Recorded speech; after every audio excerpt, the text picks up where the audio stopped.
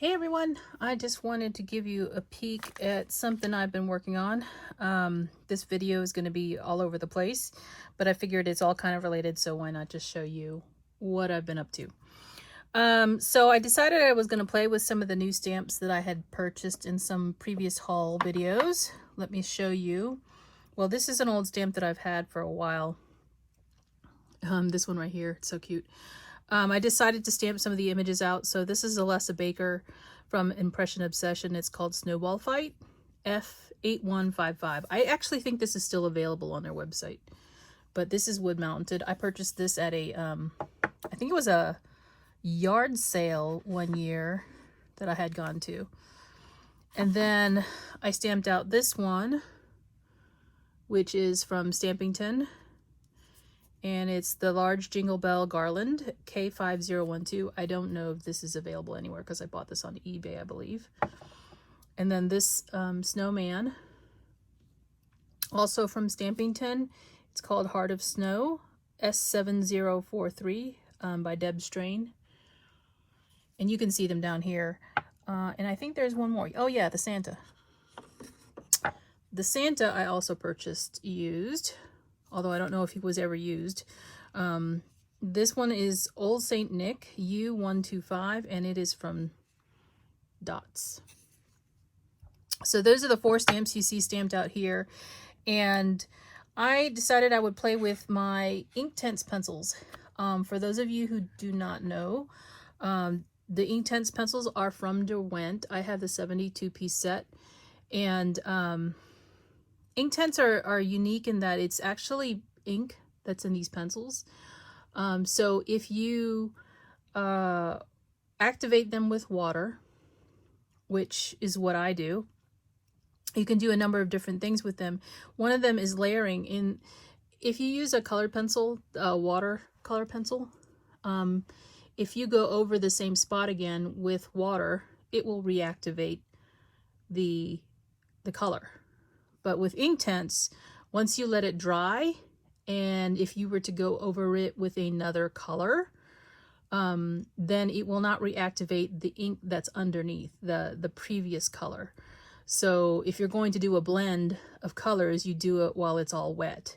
Don't let it dry. But if you're going to do something where you're layering colors, you can do that, like with shadows especially. You can do that with these pencils because it won't reactivate the color that's already been laid down and dried. So I'll just say that that's something that's unique to the Inktense pencils.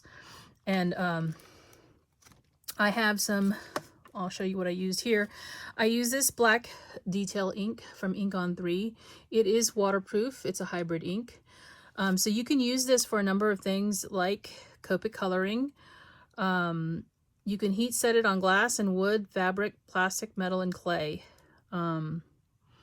But like I said, it's you can see here the detail you can get with one of these types of one of these inks here. So that's what I use to stamp my image. I bought this little doohickey here since I'm using my watercolor brushes. And this little doohickey is actually for cleaning your brushes. I got this off Amazon as a 3-pack. It is called a paint puck. Here is their website, or there's their website right there. But I got these off Amazon. So you can see, you can put them in little different size dishes. This is not that big.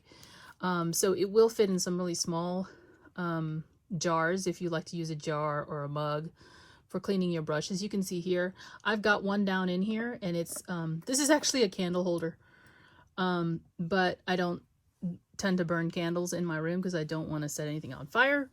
And so I use the candle holder as a jar for cleaning my brush. And this fits down in there just fine. So it's got the little silicone nubs. It has a suction cup on the bottom so it won't move around once you put it down in there. And you can, you know, kind of rub your brushes up against the bristles, up against the little nubs on here, and it will help clean your brushes if you have never seen one of these.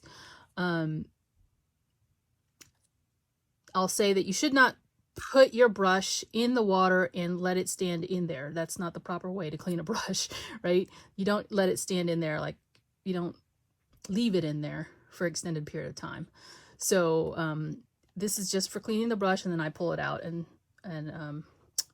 let it lay horizontally to dry if I'm not going to use it anymore.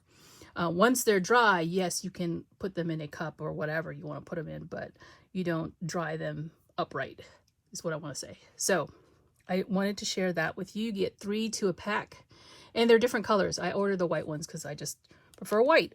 So I can stick that down to my little glass mat here. I use the glass mat because it's easy to clean. And I was actually using this Jane Davenport fine brush. It's a water brush to do some of this watercoloring.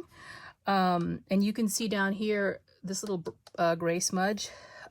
This one is something, what I often find myself doing is taking the tip of the wet brush, brushing it to my pencil like that, and then bring it down to the mat and adding water so that I'll get a lighter color than what's actually on the pencil.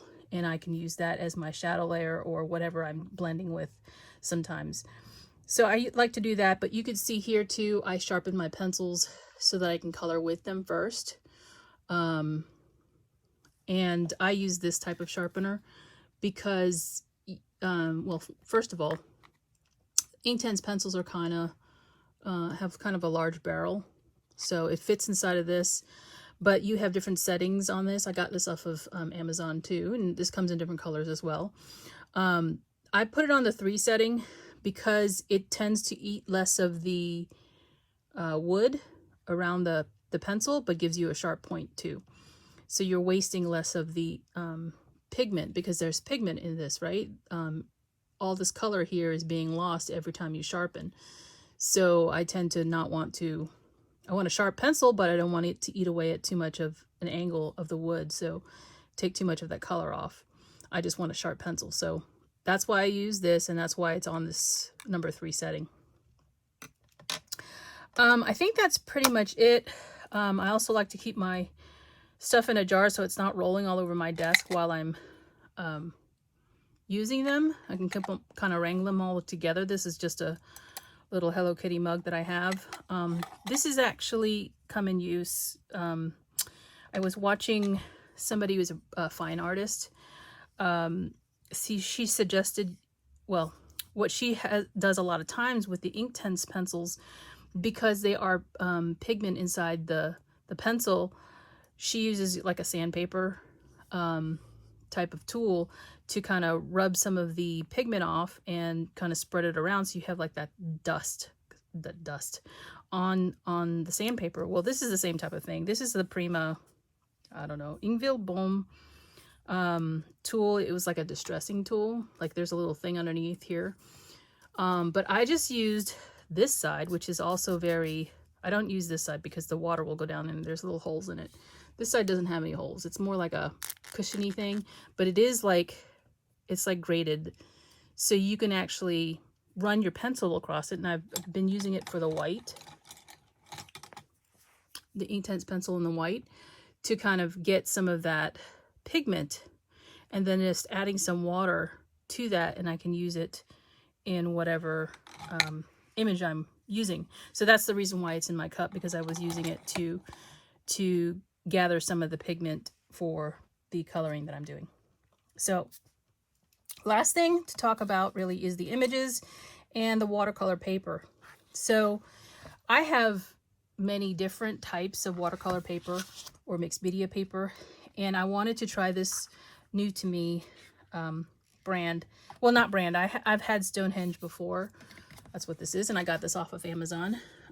This is the Stonehenge White 300 GSM 9x12 140-pound pad, and it is hot press, aqua hot press. So it is watercolor paper, but it's hot press. So what's the difference between hot press and cold press? Hot press is smooth. Cold press has those little divots in it. And there are advantages to using one or the other. So you have to depending on what you're doing, you may want to use the hot press. And you can see here what the result is of the hot press that I've been working on. And this tends to be, the color of the watercolor paper tends to be a brighter white than some of the others out there. Some of them are, you can definitely tell they're cream. But this tends to be a brighter white. So I wanted to go ahead and use this because I bought this some time back, never got a chance to use it. And you can see I've drawn some lines on here because I wanted to kind of space each apart so I can use them for card fronts. And I didn't want to cut myself off any if I, you know, stamp an image too close to another one, and then I'd be screwed. I wouldn't be able to do that, do the card fronts. So that's why I've got these lines on here. But the first one I'll share is the Santa, because I think that's the first one I worked on. And you can see here, this is the image from Dots. I just drew in a little drop shadow for him. And this is all with the Inktense, Derwent Inktense pencils that I colored him with or painted with. So I went in first with the pencil, coloring, then added water and made it, you know, kind of brushed it out and then let it dry. And you know, you want to work on areas all over and not work in one area, let it dry, come back, add more detail, that kind of thing. So it is something that takes a little while, takes getting used to, but you can see I tried to put in the shadows. So that is the Santa. And then I did this one, which is the garland. This one, it's all right. I added some, I think some glitter, some rock candy distress glitter to the stocking. And I even used a metallic pen. You might be able to see it if I turn the book a little bit. It's a silver metallic pen to this image. And it's okay. I mean, it's not the best, but you know, I've been playing around, so. And then this one, I like the snowman. I, of course, did not want to, how do you say? I didn't want to color the whole snowman because snow you assume is white. So really, how do you achieve white? It's the absence of color. So I just added some gray all around the edges to kind of not have to color him in, but to show that he's white as opposed to some other color. And then I went around him with the blue. So this is again going to be a card front. I'll be adding sentiments to my cards and I'll be showing you the finished cards. So just wanted to go ahead and film this. And then this last set here, which I have not finished coloring. I just started on the arms, you can tell. So I'll be filling in again because it is little tiny snow guys. They're mostly going to be white. And then I'll have to fill in with some other colors around them, as well as with the scarf and the beanie and this little earmuffs here. So that'll be fun to color. So that's what I've been up to. I'll be back to share the finished products, and thanks for watching. Bye. Hey guys, so I am back. I finished my cards. I have a lot of different products that I used on the 4 cards that I had watercolored. So I'm going to just get started. I'll say that I've used this Mama Elephant stamp. It's called Peaceful Wishes. Sorry, I'm not used to the camera being where it is. So this is old set from Mama Elephant. I don't know what year it's from. But I went ahead and used this for my inside sentiments for all the cards. There's a number of really nice ones to here at the bottom. So I used that. And here is the first card. I'll show you the Santa. For this one, I used this particular Mama Elephant stamp. It is called Retro Holiday Labels. And that's what I used for the outside sentiment here. And then the die that I used for this one is this Lacy Stitch Layers die from Waffle Flower. And I used the largest die in the set. And what you can see is that it has these little dots around the scallops, as well as this faux blanket stitch on the inside of the die. And it doesn't cut a frame. It cuts into the paper, but it doesn't separate the inside from the outside. So it's not cutting a frame, it's just putting in those little nice little die cut lines. So you can see that here. And this is on some Tim Holtz paper. This is an old stack. I felt it went with the Santa really well. It just says Christmas. This is from 2017. I love this stack. So that's what I use for the this red berry paper right here. If you're wondering, it's this one up in the corner. And then I put that on some Cherry Cobbler Stampin' Up! Card stock. I didn't use the ink. I just used the card stock. I just wanted to remember the color, so that's why I brought it out. Cherry Cobbler. And then inside, I've actually stamped it on a piece of scrap paper. And this scrap paper comes from this Make It Market Poinsettia and Pine tag mini kit. I actually used one of the sentiments in here. It's the Merry Christmas. I used that for one of the other cards. So the paper comes with this kit, and I stamped on a scrap of it because it's got like that watercolory look, and it's got the green and sort of the red in it. So that's what I used for that card. On to the next card.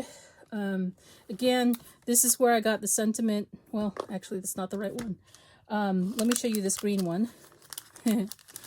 This is the one with the mitten, the star, and the heart. I did put a little button in the middle. There is no button in this particular stamp, but I thought the button in the middle was just kind of nice. It's one of the vintage buttons I found recently. And the Season's Greetings comes from this stamp set here from Simon Says Stamps. So I'm pulling out a lot of stuff that I haven't used yet, but I've had it for many years in my stash because I've got a lot of Christmas stamps. That's one of the things that I have the most of probably is Christmas stamps and dies because I love Christmas. But sometimes I get so lazy around Christmas to do everything. So that is the card. And I just inked around the edges of this card with, cosmetic brush. This is Vintage Photo Distress Oxide ink that I've used around the edges. So you can see that it's kind of aged the paper a little bit. And again, that same die, the Lacy Stitch Layers die, was used to cut the particular cardstock. And the green here is the greenery ink color. It's, well, not ink color, but the green is done with greenery card base. This is cardstock from the Stamp Market. And I thought it matched the best with the color of the Derwent pencil here in this green color. And then this one is just stamped, with the same sentiment set that I showed you earlier. So that's another card. The next two are in a blue range. So let me show you the little snowman playing in the snow. So this one is done, this paper right here, the blue, is Cobalt from the Greetery. It's very super thick. Somebody asked me once if this was similar to what Stampin' Up! Sold previously. I have no idea because I don't have that. So it's a really glittery cardstock that you can see, and I just wanted that to add to the edge of this card. So you'll notice that I did use my corner rounder. I forgot to mention that in some of my cards. But this particular stamp set, well, here's the die that I used to cut the image out. So you can see there's a little scallop with little dots all over it. I use this particular set, and this set comes from Elizabeth Craft Designs. There are other pieces to the set. I just don't have them in the same envelope because this is the one. These are the two sizes I use the most. I don't know why I separated them, but I did. So I use this sizes the most, and I actually have a different set back here because these are the two sizes I use most. So that's the Cobalt, the glitter paper from the Stamp Market, the die, and then this particular sentiment and snowflakes comes from this set right here from Honeybee Stamps, and it's called Flaky Sentiments from 2015. And so you can probably see the ones that I used. So much fun. And then what I did for this one is I heat embossed my sentiment here in white. So that's what I did for this card. The next one is the snowman, another snowman. So I went looking through my cardstock to find something that would match sort of the style of the stamp and the colors that I've used. And I came up with this. Now here's that Merry Christmas that comes from the Paper Tray ink set that I was mentioning. That's this one right here, Poinsettia and Pine. Of course, you know the stamp. I used some twine here, and one of the vintage buttons I found, it's got like a mother of pearl sheen to it. This twine is from May Arts. I have it in pink and some other colors, but I thought it matched the little heart really well, and I popped it up on some foam tape. This particular die set is actually from a company called Charlie and Paul Chen. Now this is a German company, so because it is a German company, the size of the dies are not sized for A2 size cards. They're sized for, I believe, A4, which is a little bit taller and narrower, I believe, than our standard size cards. So because I use that die, because it's got like little snowflakes and dots around it, I had to use that, right? I didn't want to put it square on the card. I kind of wanted it a little bit offset so that it wasn't... it didn't look like it was, you know, it actually fits really well with this notch die. And this notch die is from Paper Tray ink. It's called Love to Layer Notch Dies, and there's 3 of them in the set. It's the largest one here. And then the paper that I used for the card, for the pattern, this is their old gingham spring rain color. This is beautiful. In itself, the color is just beautiful. I love this print. So that's what this background here is, and then the cardstock base is their linen weight cardstock in the fresh snow. So it's not your brightest white. It's a little bit less bright, but because the watercolor paper is a slightly like an off-white color, I felt like I shouldn't go with the card base, which is their typical standard card base. So I used the fresh snow instead in the linen, and I think that turned out really well.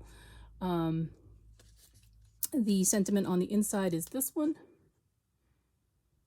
And so those are the 4 cards that I have put together with the stamps that I've been buying, secondhand stamps that I've been buying. Some of them have been used, some of them have not been, but I had a lot of fun creating some early Christmas cards for this coming year, but for the end of the year. So anyway, that's it for now. Thanks for watching, guys, and I will be back soon.